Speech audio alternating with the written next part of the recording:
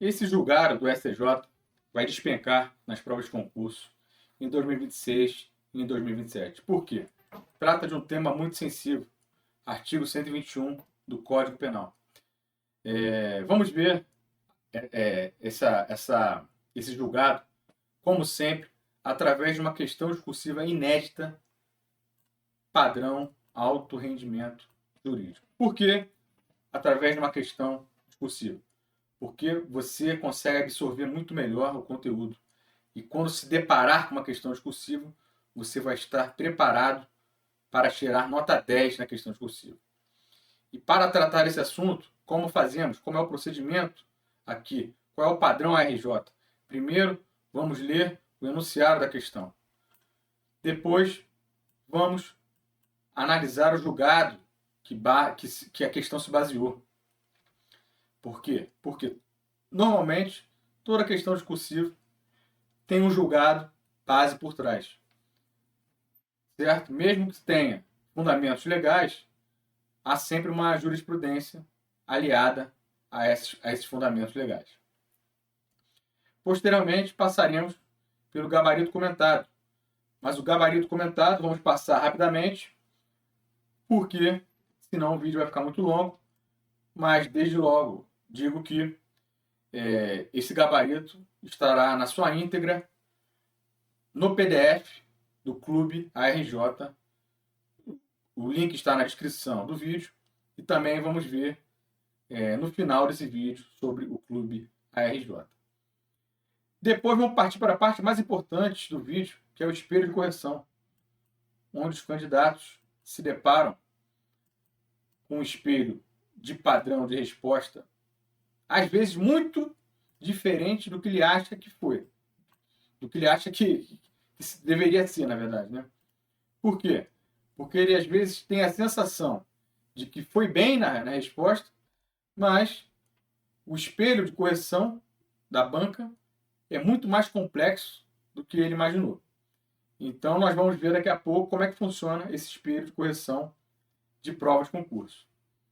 Passando do espelho, vamos à resposta de um modelo nota 10 no padrão alto rendimento jurídico. Certo? Dito isso, sem mais delongas, vamos aqui à questão discursiva. Limite de até 30 linhas, valor 10. Em ação penal por homicídio simples consumado, o réu foi condenado pelo tribunal do júri.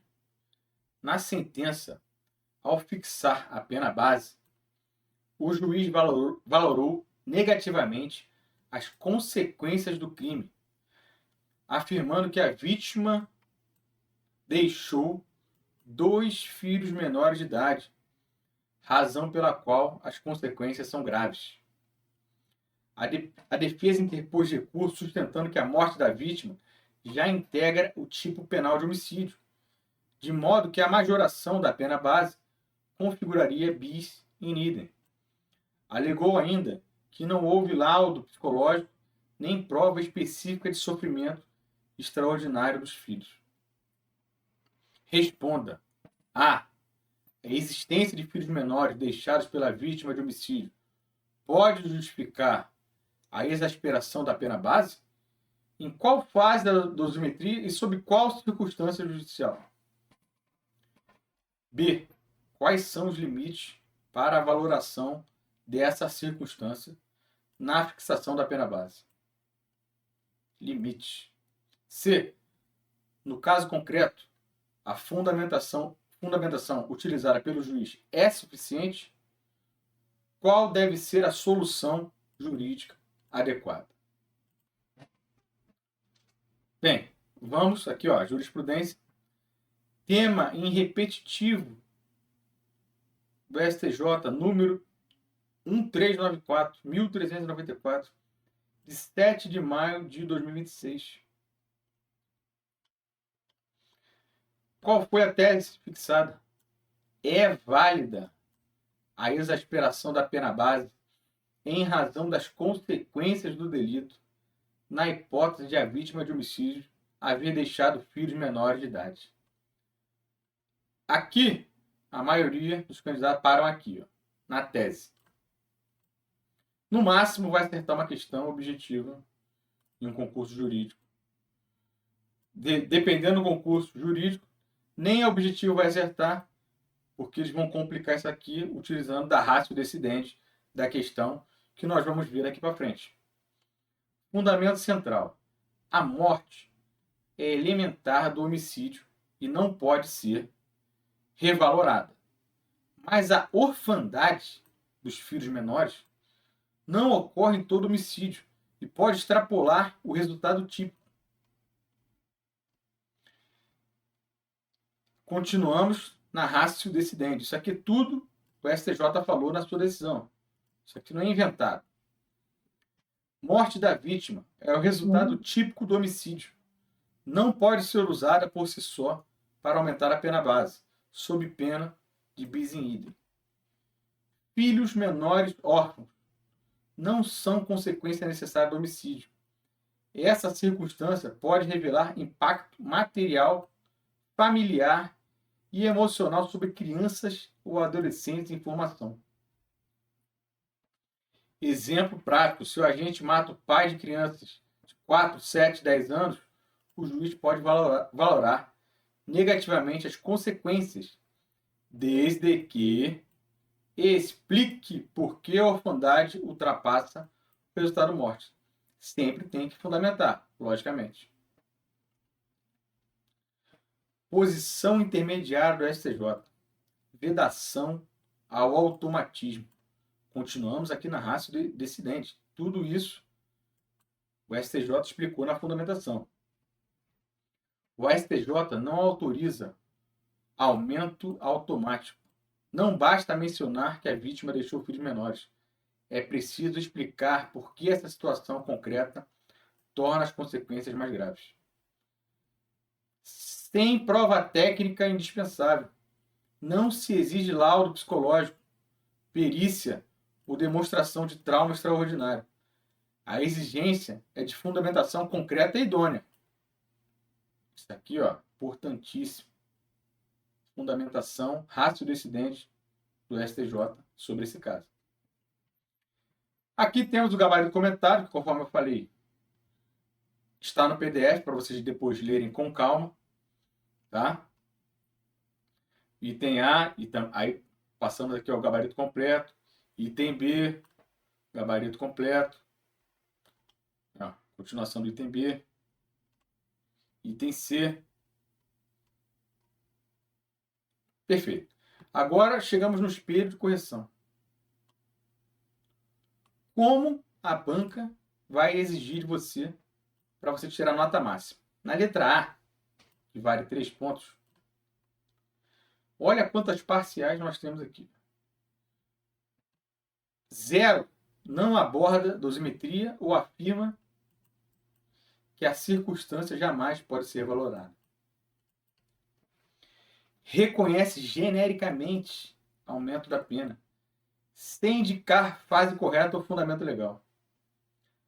Afirma que filhos menores podem justificar aumento, mas confunde a fase ou não menciona o artigo 59 do Código Penal. Fundamento legal, tem que citar. Então, gente, a maioria dos candidatos param aqui, ó, nas questões discursivas. Entre 0 e 1, uma questão que vale 3.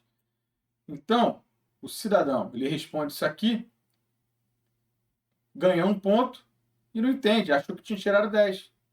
Mas para você tirar 10, você tem que explicar que a morte integra o tipo, mas filhos menores órfãos extrapolam o resultado típico e autorizam a pena base na primeira fase. Vai citar consequência do crime, também tudo que está aqui, tá? O trecho, tudo que está aqui e mais isso. Consequência do crime, o artigo 59, tá? E vai explicar aqui o que nós vimos. Depois nós vamos ver na nota máxima como isso aqui vai para o papel, tá bom? Item B, também vale 3 pontos. Para você tirar uma nota máxima, esclarece que a valoração exige fundamentação concreta, não depende, fundamentação concreta, não depende de laudo e basta a motivação idônea sobre os impactos da orfandade. Então, nós vamos ver daqui a pouco também como se aplicar isso aqui para ter uma nota máxima. A maioria dos candidatos vão parar aqui. Ou se não souber o julgado, aqui. Perfeito. Item C, 2.5.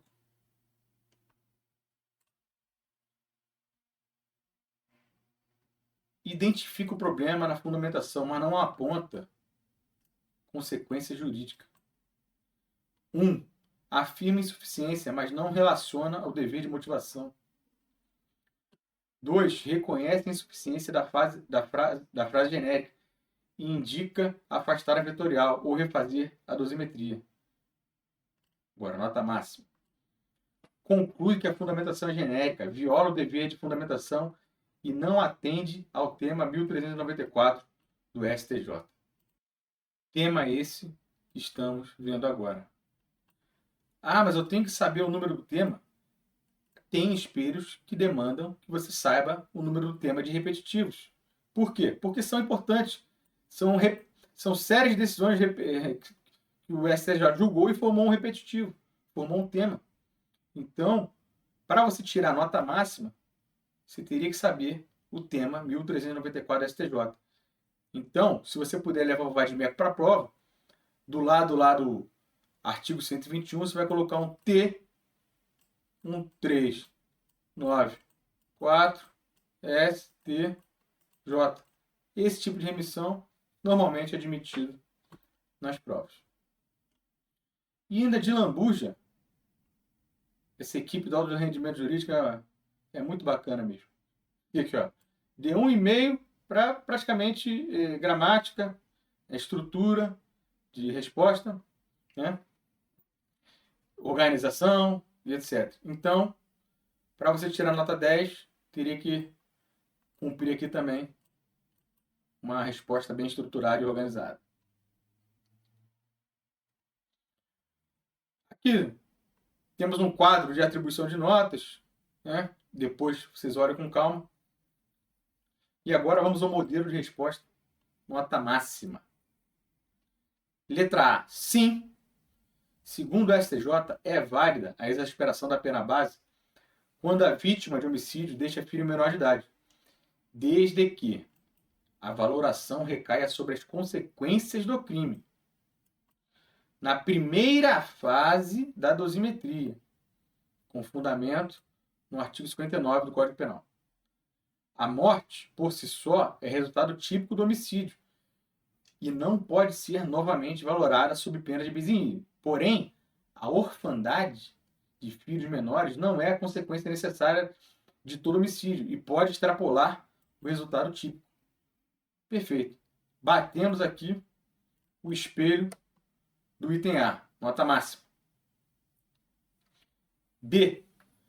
A valoração exige a observância de limites, especialmente quanto à necessidade de fundamentação concreta e a vedação de automatismos.